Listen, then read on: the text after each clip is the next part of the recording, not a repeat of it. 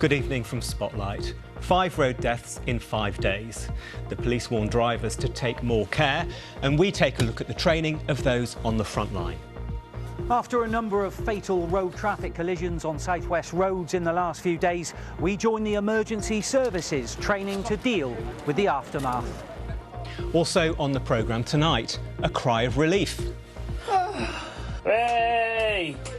Jumping for joy after weeks of wrangling. To have made us wait this long, so unnecessary. They were stuck in Paris, but now a Ukrainian boy and his mother are finally heading for Devon. Hourly trains are days away as the Orange Army upgrades the Dartmoor line. In the inbox tonight, a name spelt wrongly on a death certificate causing no end of problems for a family, a disruption to water supplies in mid-Devon, and a bed that damaged a mattress. And the charity raising funds to splash out on new facilities.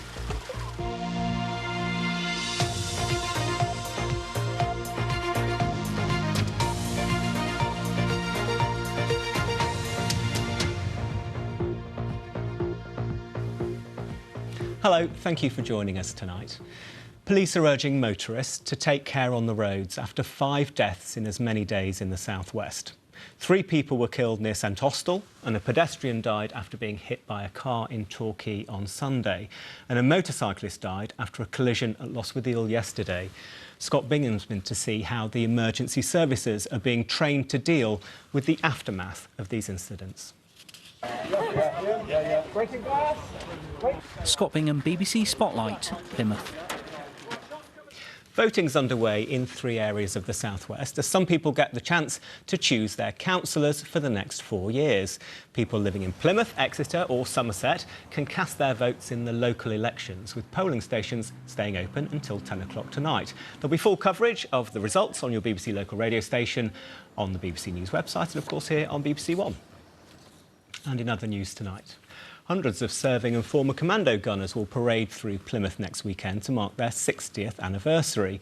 The parade will include 2 9 Commandos' first 2 commando-trained women, following the government lifting the ban on female frontline roles in 2018. Here's Rebecca Ricks.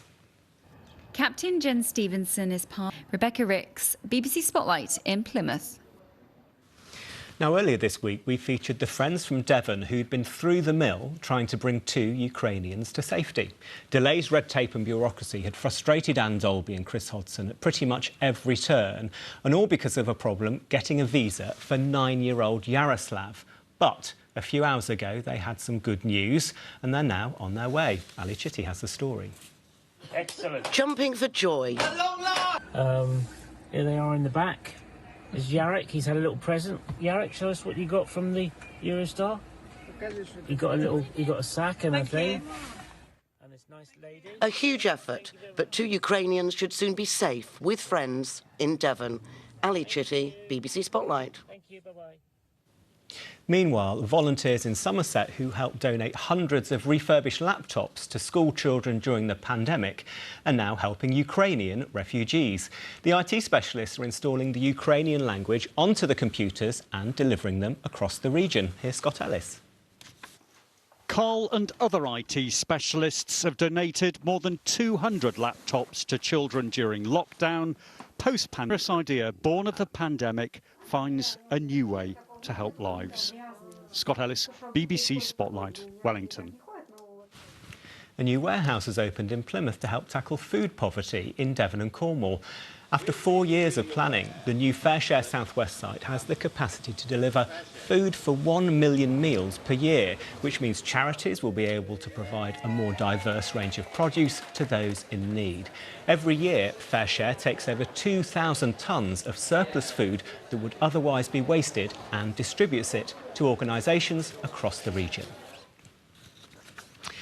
Now, the Cornish Seal Sanctuary has helped thousands of injured animals over the years. Often we've shared those lovely moments when rehabilitated seals get released back into the wild.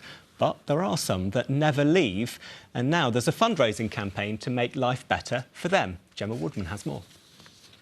Elderly and very dependent meet some of the sanctuary's long-term could be moving into their new digs by next summer. Gemma Woodman, BBC Spotlight. Now, the dreaded rail replacement bus service is in force for passengers between Exeter and Oakhampton only months after the line reopened. It's all because Network Rail's orange army of engineers and gangers are working around the clock to upgrade the line, which means when it reopens later this month, there'll be hourly train services. John Henderson borrowed some high-vis kit and went to see if everything's on track.